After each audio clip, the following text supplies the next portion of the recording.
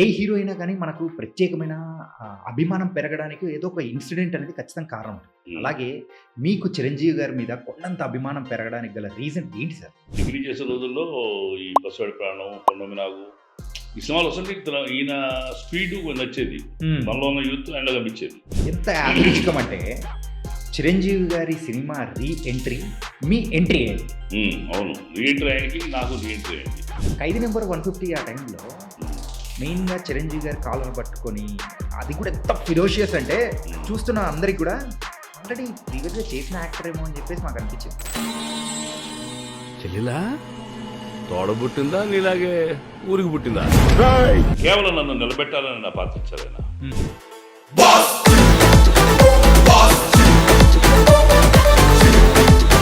ఆయన షాట్కి వచ్చినప్పుడు కూడా వెళ్ళి అన్నయ్య నాకు భయం వేస్తుంది, సీన్స్ గాను భయం వేస్తుంది, కొంచెం ప్లస్ చేయండి అని చెప్పి నేను దండం పెడితే ఆయన బలంగా చేపించి మహేష్ చాలా మంచి పాత్ర బాగా చేయి. ఈ బిజినెస్ అయన్నీ కొన్ని ఆపేసిన తర్వాత టీఆర్పీ పార్టీలో మీరు జాయిన్ అయ్యి సర్వీస్ చేశారా? లేకపోతే బయట నుంచే మీరు సర్వీస్ చేశారా?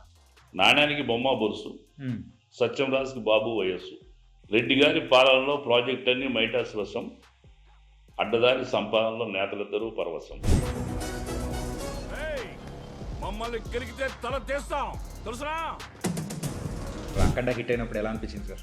ఒక అద్భుతం అవుతుందని నేను అసలు ఊహించలా. ఆ సినిమా ఫస్ట్ డే నేను every day I will pray in front of camera.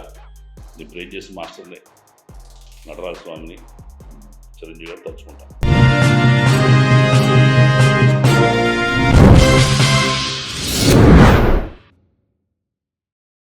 Hi sir, నమస్తే సార్. నమస్తే అండి. ఎలా ఉన్నారు సార్? బాగున్నాం బ్రదర్. చాలా రోజుల తర్వాత మళ్ళీ కలవడం ఇంకా హ్యాపీ అనిపిస్తుంది. Thank you. ఏంటి సార్, హాఫ్ సెంచరీ దాటారా? దాటిపోయానండి. 70 మూవీస్ దాటినాయి. 70 మూవీస్. ఎలా ఉంది సార్ సినీ రంగ ప్రయాణం? కానీ ప్రయాణం స్మూత్గా ఉంది, బాగుంది. కాకపోతే మీ స్పీడ్ 4th గేర్ నుంచి ఇప్పుడు 5th గేర్ పెరిగినట్టుంది. ఇప్పుడు అవుతుంది, అవుతుంది. ఓకే, ప్రజెంట్ ఏంటి సార్, ఏ మూవీస్ చేస్తున్నారు ఏంటి? రన్నింగ్ వచ్చి ఇప్పుడు నాగార్జున గారి 100th మూవీ అండి. ఇంకో టైటిల్ పెట్టలేదు, దాంట్లో ముఖ్య పాత్ర చేస్తున్నా, బాగా వస్తుంది అది. అలాగే నకేంద్రనాథరావు నేను రెడీ, అభిషేక్ నామగారి డైరెక్షన్లోనేమో నాగబంధం. కొన్ని సినిమాలకి టైటిల్స్ పెట్టినవి. రాత్రి సూర్యప్రతాప్ గారి సినిమాలు చేశాను, సంగీత్ శోభన్ హీరో. నెక్స్ట్ ఒక మేజర్ ప్రాజెక్టు నెట్ఫ్లిక్స్ కోసం వెంకయ్య టూ గారి డైరెక్షన్లో, సిద్ధు జోనల్గడ్డ హీరోట, మీనాక్షి చౌదరి హీరోయిన్, ఒక ముఖ్య పాత్రలో నేను. డేట్స్ కూడా ఇచ్చారు. అది పెద్ద ప్రాజెక్ట్. సితార్ ఎంటర్టైన్మెంట్స్ నాగవంశీ గారు ప్రొడ్యూసర్. అతనికైతే లైఫ్ స్మూత్గా హ్యాపీగా వెళ్ళిపోతుంది. అవును సార్. కాదు సార్, అసలు ఫస్ట్ సినిమాల్లో ట్రై చేసి తర్వాత వద్దనుకొని వెళ్ళిపోయి మళ్ళీ సినిమానే మళ్ళీ మీ దగ్గరికి రావడం, ఇవన్నీ చూస్తుంటే ఎలా అనిపిస్తుంది సార్? డెస్టినీ అనిపిస్తుంది నాకైతే అది విచిత్రమైన డెస్టినీ. ఒక జీవితం ఇలా ఎన్ని మలుపులు, ఒక గమ్మత్తైన జీవితమే. ఉద్యోగం వదిలిపెట్టి 90sలో మంచి ఉద్యోగం వదిలిపెట్టి మెడ్రాస్ వెళ్ళిన వాడిని, కుటుంబ పరిస్థితుల కోసం సినిమా వదిలిపెట్టి మళ్ళీ వెనక్కి వచ్చి డబ్బు సంపాదించడం ప్రయత్నంలో రియల్ ఎస్టేట్ మార్కెటింగ్ చేసి ఆ అనుభవంతో ఒక కంపెనీ పెట్టి ఓ 14-15 ఏళ్ల పాటు మేనేజింగ్ డైరెక్టర్గా స్వీట్లో కూర్చుని వ్యాపారం చేసిన వాడిని, 40-50 మందిని పోషించిన వాడిని. మళ్ళీ తెలంగాణ సపరేషన్ టైంలో దాన్ని మూసేసి వ్యాపారం కొంచెం స్లాగ్ అయింది, కష్టం అవుతుంది, ఇక అవుట్స్కట్ బిజినెస్ దెబ్బతింటుందని వద్దులేక వెంచర్స్ చేద్దామని ఏం చేద్దాం తరుణంలో చిరంజీవి గారు ప్రజారాజ్యం పార్టీ స్థాపించడం, ఆయన పట్ల అభిమానంతో కొంతకాలం ఎలక్షన్ దాకా ఆయన పడితే వెళ్దాం సరదాగా అని చెప్పి ఆఫీస్కి వెళ్ళటం, అలా అలా అలా నేను ఆయన పరిచయం అయిపోవడం, ఆయనతో కూడా ఆల్రెడీ ట్రావెల్ చేయటం, మళ్ళీ ఆయన సినిమా రావటం, చిన్న వేషం అన్నయ్య అంటే ఆయన ఒక జీవితం నిలబెట్టే వేషం ఇవ్వటం, అంత మిస్టరీ, ఒక డెస్టినీ. అంటే కంప్లీట్గా మీ లైఫ్ స్టోరీ అనేది కూడా చూస్తుంటే సార్, ఎప్పుడైనా కానీ ఒక సెటిల్మెంట్ అనేది కూడా పర్సనల్గా ఒక కెరియర్ ఒక చూసుకుంటాం. కానీ మీరు ఇన్ని చేసుకుంటూ వచ్చి ఎప్పుడు మీ లైఫ్లో అనుకోలేదా? అంటే ఏంటి, నాకంటూ ఒక చోట స్థిరత్వం అనేది లేదు, ఏంటిది అని చెప్పేసి అప్పుడు అనిపించలేదా? లేదు కానీ ఒకసారి ఆలోచిస్తే మాత్రం అనిపిస్తుంది ఎన్ని మలుపులు తిరిగింది జీవితం. ఒకదానికోసం వ్యామోహం చెంది ముందుకెళ్తే ఉద్యోగులు పెట్టి అది మళ్ళీ ల్యాడర్ ఎక్కుతుండగా మెట్లు ఎక్కుతుండగా మళ్ళీ కుటుంబ పరిస్థితులు వెనక్కి పొందటం. ఇది నా బాధ్యత కాబట్టి ఎవరిది అవుతుంది? నలుగురు వేస్తున్నాం మేము. నా ప్రయాణం అన్న పెద్ద ఆయన ఉన్నారు, 2 ఆయనకి సిక్కయ్యారు. తమ్ముడు ఉద్యోగం చేస్తున్నాడు అప్పుడు మ్యాగ్నస్ కంపెనీలో. నాది బాధ్యత అని నేను అనుకోవటం, ఇవన్నీ మనం నెరవేర్చాలి అంటే మనం కొంత ఇమీడియట్గా డబ్బు సంపాదించాలి అని నేను ఎప్పుడు యాక్టర్ అవుతాము, ఎప్పుడు డబ్బు సంపాదిస్తాము, ఇది ఈ డ్రీమ్స్ వేస్ట్. ఫస్ట్ ప్రాక్టికల్గా ముందు have to save my family. Marriage కాలప్పటికి విగరస్గా రియల్ ఎస్టేట్ మార్కెటింగ్ చేసి అట్లా డబ్బు సంపాదించి అప్పులు తెచ్చి అన్నయ్య ఫ్యామిలీకి ఆదుకొని ఆ అనుభవం చూడండి బయట. ఆ ఊరిని అక్కడ ఏజెంట్ చేసి ఏజెంట్ వెళ్ళిపోవాలా లైఫ్. ఆ అనుభవం కంపెనీ కూడా ఫ్లోట్ చేశా. అంటే అప్పులు తెచ్చి మళ్ళీ ఒక సమ్ అమౌంట్ రెడీ చేసి ఇన్వెస్ట్మెంట్కి ఇంకిద్దరు ఫ్రెండ్స్ కలుపుకొని ఒక ప్రైవేట్ లిమిటెడ్ కంపెనీ పెట్టి వాళ్ళ వెంచర్స్ చేసి అలా 14 ఏళ్ళ పాటు కొనసాగింది జీవితం. మరి అట్లాగే కొనసాగి ఉంటే రియల్ ఎస్టేట్ బిల్డర్గా చిన్న వెంచర్ 1000 గజాలు తీసుకుని మట్టి సిమెంట్ కల్పించుకుంటా బిల్డింగ్ కడతా ఉండేవాడు, కన్స్ట్రక్షన్ లైన్ ఉండేవాడు. ఓకే, కరెక్ట్గా నేను డెసిషన్ తీసుకుని బిజినెస్ వెంచర్స్ ముందుకు పోవద్దు, బిజినెస్ జరగదు. ఎందుకంటే ఎప్పుడైతే సపరేషన్ అయిపోతుందన్న పరిస్థితులు వచ్చినాయో అప్పుడు ఆంధ్ర వాళ్ళకి హైదరాబాద్ వ్యామోహం తగ్గిపోయింది. ప్రాక్టికల్గా చెప్పాలంటే ఇక్కడ sellers land owners are from Telangana, plot buyers are from Andhra Pradesh. మొత్తం ఆ బిజినెస్ ఆంధ్రానే, అందరికి ఇక్కడ ప్లాట్ ఉన్నాయి. ఎప్పుడైతే సపరేట్ అవుతున్నప్పుడు ఇంకా హైదరాబాద్ మీద వాళ్ళకి ఎందుకు ఇన్వెస్ట్మెంట్ పెట్టాల్సి వస్తుంది? సో మనం దెబ్బతింటాము, క్రైసిస్ వస్తుందని చెప్పి నేను ముందుగా కొంచెం ఆలోచన చేసి ఫర్దర్ స్టెప్ వేయాల. అదే వేకెంట్ టైంలో ఏం చేద్దామని డెసిషన్ తీసుకునే పరిస్థితుల్లో చిరంజీవి గారు పాలిటిక్స్ రావడం, ఈ 6 నెలల పాటు 5 నెలల పాటు సరదా తిరుగుదామని చెప్పని కాలక్షేపం చేద్దాం అని చెప్పి ఆఫీస్కి వెళ్ళటం, ఆ మెల్లగా ఆయన పరిచయం అవడం, ఆయనతో పాటు 5-6 ఏళ్ళు ట్రావెల్ చేశా. ఆ పరిచయం వాళ్ళ నన్ను మీ ముందు వాళ్ళ నటుడుగా ఖైదీ నెంబర్ 150 చిన్న వేషం ఉన్నానే అంటే ఆయన నా బతుకు లోటు లేకుండా గొప్ప అక్షయపాత్ర ఇచ్చారు. మళ్ళీ వెనక్కి తిరిగి చూసుకోకుండా జీవితం నడుస్తుంది. ఇప్పుడు ఎక్కడి నుంచి మొదలెడదాం సార్? ఫస్ట్ చెన్నై ప్రయాణం నుంచి మొదలెడదామా లేకపోతే హనుమాన్ జంక్షన్ నుంచి మొదలెడదాం?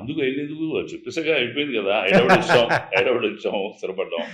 ఖైదీ నెంబర్ 150 ఫస్ట్ పిక్చరు, సెకండ్ ఇన్నింగ్స్లో.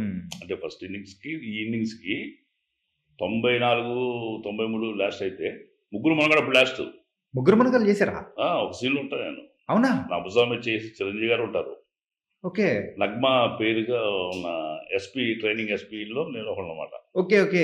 చిరంజీవి గారు నా భుజమే చేసి నగ్మా బ్యాచ్ వస్తుంటే మేము టీచ్ చేస్తాం.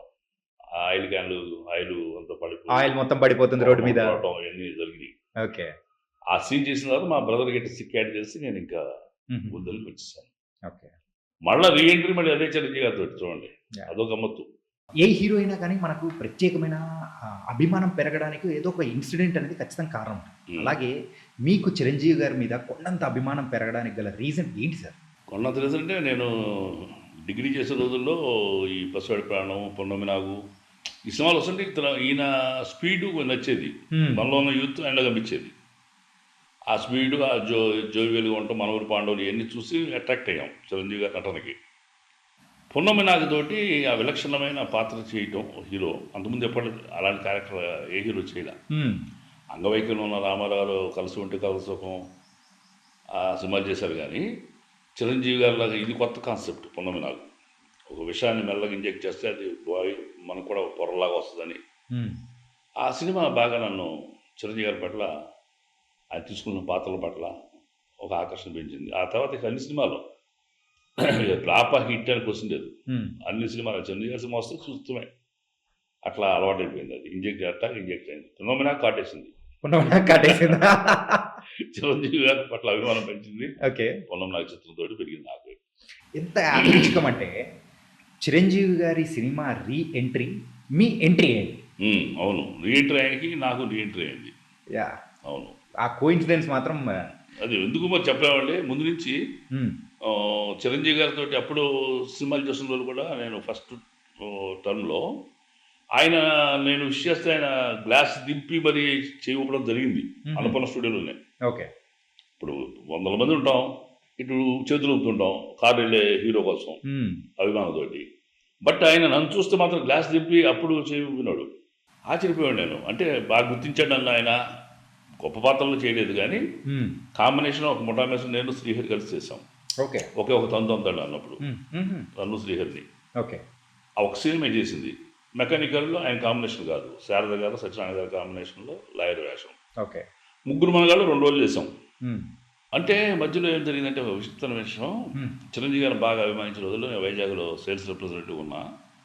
ఒక అప్పుడు కోరమాండల హోటల్ అయింది. అప్పుడు తాజ్ మన పెరల్ స్ట్రీట్ పెరల్ హోటల్ ఉండేది. ఓకే.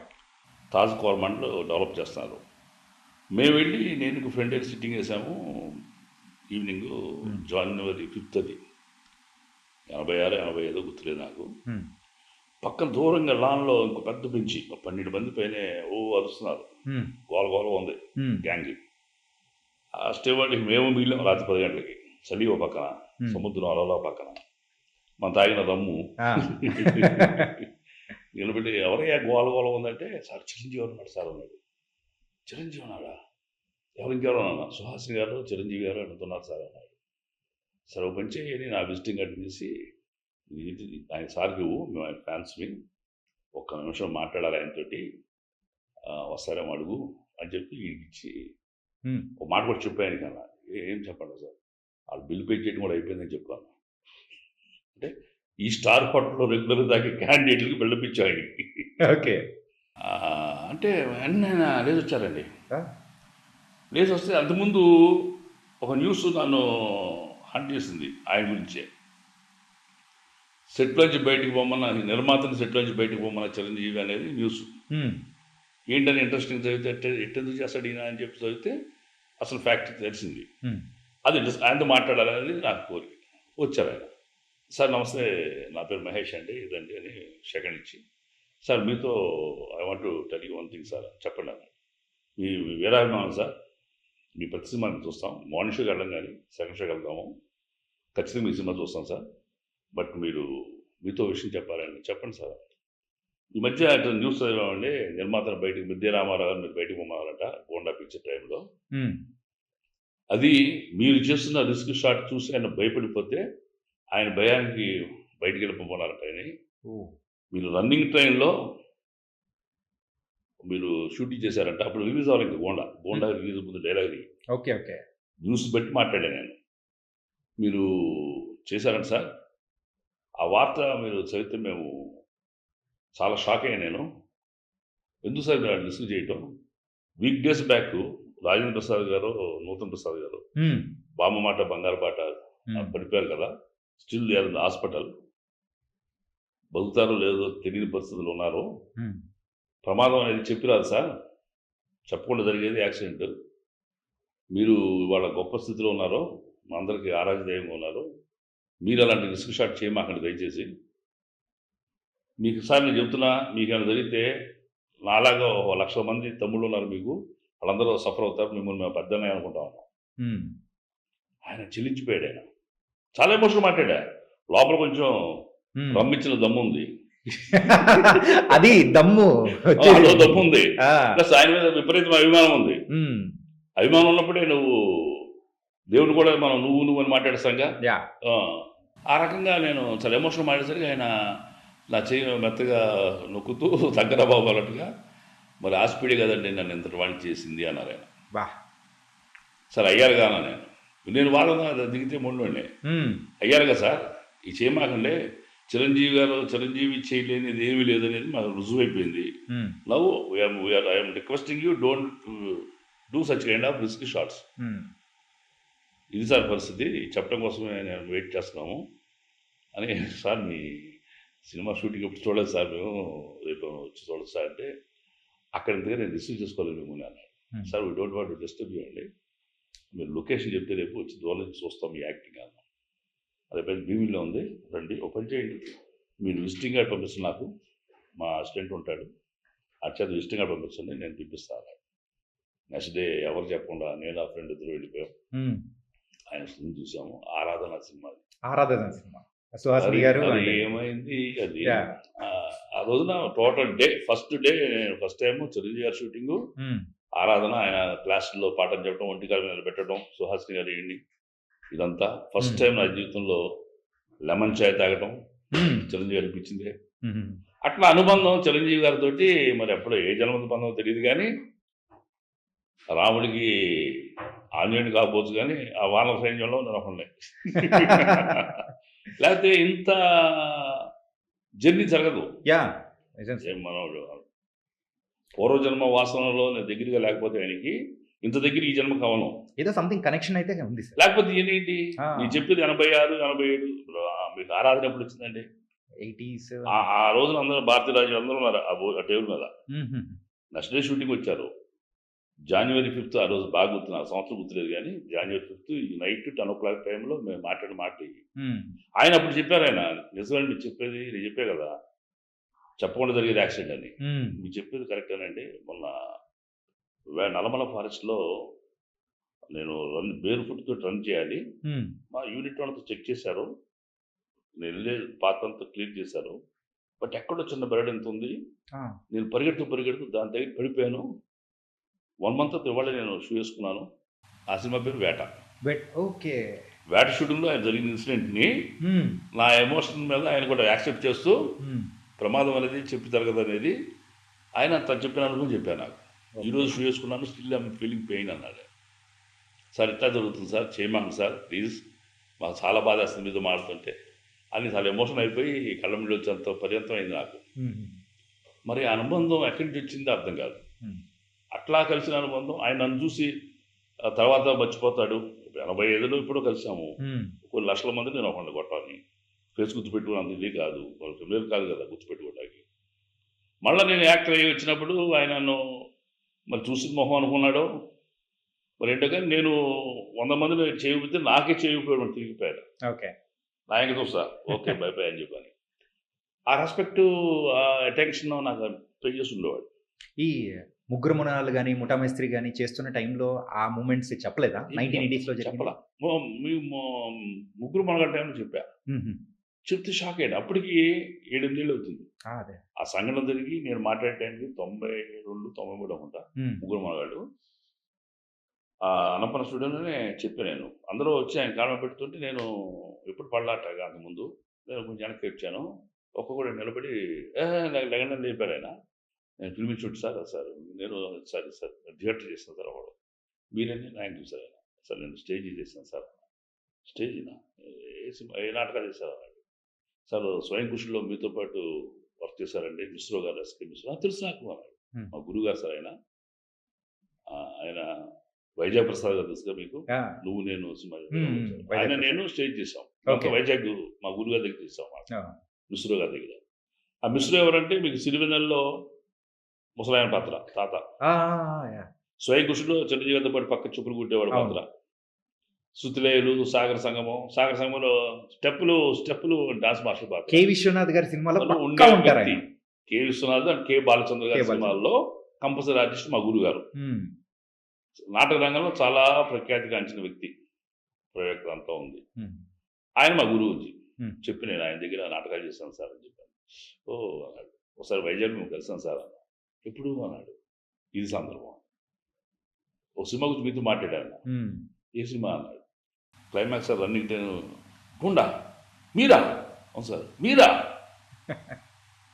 అప్పుడు ఆయనే మీరు హైట్ ఉన్నారు మీరు కొంచెం బ్యాక్ ఉండండి నెక్స్ట్ మీరు ఉండండి మీరు ఉంచండి మీరు ఉండండి నేను చేస్తాను అందరం కనిపిస్తాము ఆయన అనుకోండి నేను కనిపిస్తాను ఎప్పుడైతే ఈ విషయం చెప్పానో ఫ్లాష్ బ్యాక్ స్టోరీ ఆయన ఆశ్చర్యపోయి నా తిరిగి నగ్గుతుంది చెప్పబోతున్నా క్లైమాక్స్ నాకు గుర్తుంది అందం మీరా నాతో మాట్లాడేది మీరా అవును సార్ నేనే అన్నా సరే అని చెప్పి మళ్ళీ ఆర్డర్ మార్చి నన్ను ఆయన ముందులో పెట్టి నా భుజంలో చేతులేసి ఇట్లా అందరం కెమెరా చూడటం అన్నమాట నేను హైట్ ఉంటాను కదా చిరంజీవి గారి మీద హైట్ బట్ నేను బ్యాక్ ఉండాలి బట్ ఆయన లాస్ట్లోంచి కనిపించేలాగా ఆయన ప్లాన్ చేసి మొత్తానికి నన్ను ఆయన ముందు నిలబెట్టారు ఈ కనెక్షన్ మరి ఎక్కడి నుంచో డివైన్ కనెక్షన్ అట్లాంటి అనుభూతులు ఆయనతోనే ఉన్నాయి అభిమానించడం మళ్ళీ పర్సనల్గా కలవటం కలిసి ఎమోషన్ జర్నీ మాట్లాడటం తర్వాత ఆయన సినిమాలు యాక్ట్ చేయటం ఆయనతో పాటు యాక్ట్ చేయటం తర్వాత ఆయన ద్వారా మళ్ళీ ఇండస్ట్రీకి రీఎంట్రీ ఇవ్వడం. కానీ సెకండ్ ఇన్నింగ్స్ రీఎంట్రీ అదిరిపోయింది సార్, అది నిజంగా అంటే అదిరిపోయేలా ఉంది. ఖైదీ నెంబర్ 150 ఆ టైంలో మెయిన్గా చిరంజీవి గారి కాలర్ పట్టుకొని అది కూడా ఎంత ఫిరోషియస్ అంటే చూస్తున్న అందరికి కూడా ఆల్రెడీ ప్రీవియస్గా చేసిన యాక్టర్ ఏమో అని చెప్పేసి మాకు అనిపించింది. మీ గురించి తెలుసుకుంటున్న టైంలో ఇది ఫస్ట్ మూవీ అనేటప్పటికి నిజమా అన్నట్టు అనిపించింది.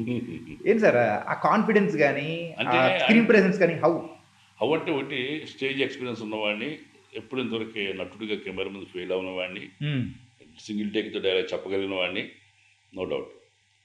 ప్లస్ చిరంజీవి గారితో నాకు ఎక్కువ 6 ఏళ్ళు అనుబంధం ఉన్నవాడిని, ఫేస్ టు ఫేస్ మాట్లాడిన వ్యక్తిని. సో ఆయన సన్నివేశం చేయనప్పుడు భయపడ్డా. ఆయన షార్ట్కి వచ్చినప్పుడు కూడా వెళ్ళి అన్నయ్య నాకు భయం వేస్తుంది, సీన్ చదివాను భయం వేస్తుంది, కొంచెం నాకు బ్లెస్ చేయండి అని చెప్పి నేను దండం పెడితే ఆయన బలంగా చేపెట్టి మహేష్ చాలా మంచి పాత్ర బాగా చేయి అని కేవలం నన్ను నిలబెట్టాలని నా పాత్ర ఇచ్చారు ఆయన. అది ఏ రైతు పాత్ర ఇచ్చినా అంత రికగ్నైజ్ అయ్యి ఉండేవాడిని కానేమో, బట్ సోలో సీను ఒక 500 మంది జూనియర్ ఆర్టిస్టుల మధ్య ఆయన్ని ఢీ కొనడం, ఆయన షర్ట్ పట్టుకోవటం, ఆయన్ని నువ్వెంత అన్నట్టుగా బిహేవ్ చేయటం, అది కేవలం చిరంజీవి గారు నా పట్ల ఉన్న దయని ఆ పాత్ర ద్వారా ఒక అక్షయ పాత్ర చేసేదాన్ని నా చేతికి అందించారు ఆయన. నిజంగా ఈ సందర్భంగా నేను every day I will pray in front of camera. నేను ప్రే చేసి మాస్టర్ని నటరాజ స్వామిని చిరంజీవి గారు తలుచుకుంటా ఎవ్రీ మూమెంట్. అంటే ఎప్పుడు కెమెరా మీద నిలబడ్డా నేను కళ్ళు మూస్తున్నానంటే డైలాగ్ మనం చేసుకోను, వీళ్ళు ప్రే చేస్తే సమానం. ఈ బిజినెస్ ఎన్ని కొన్ని ఆపేసిన తర్వాత టీఆర్పీ పార్టీలో మీరు జాయిన్ అయ్యి సర్వీస్ చేశారా, లేకపోతే బయట నుంచే మీరు సర్వీస్ చేశారా? పార్టీలో జాయిన్ అవ్వడం అలాంటిది ఏమీ లేదు, బట్ ఎవ్రీడే పార్టీకి వెళ్ళాను. మెంబర్ పాలిటిక్స్ పట్ల నాకు పెద్ద ఇంట్రెస్ట్ లేదండి. అక్కడ ఎదగాలని కానీ అక్కడ అవ్వాలని కానీ అసలు కోరిక లేదు, ఇప్పటికి లేదు. రేపు ఇంకా గుర్తింపు వచ్చినా నన్ను పిలిచిచ్చినా నేను రాజకీయాలు దూరం అంట. రాజకీయాలు నన్ను స్వేచ్ఛగా బతకనే ఉండేట అంట.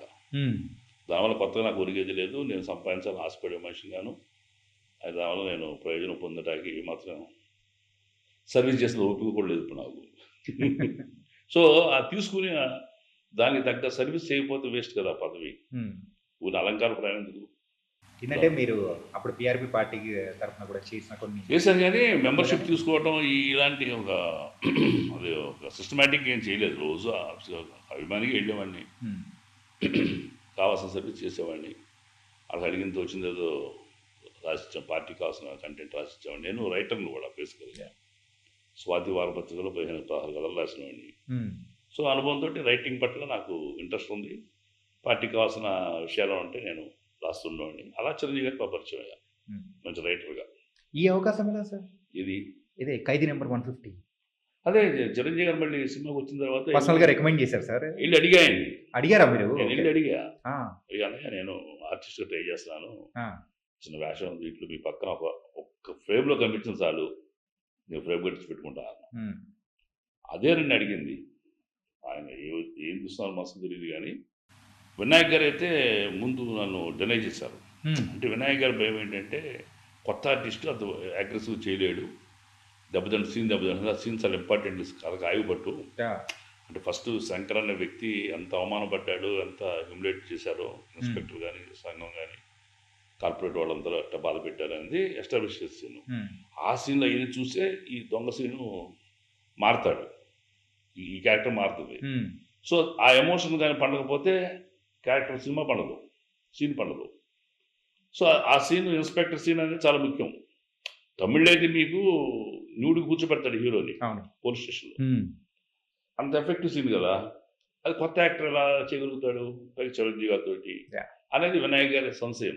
నా గురించి తెలియదు ఆయనకి. చిరంజీవి గారు మాత్రం పట్టుబట్టి లేదు అతను ఫైర్ ఉంది చేస్తాడు అని మరి అన్నారు తెలియదు, కానీ బట్ ఈయన ఒప్పించారు.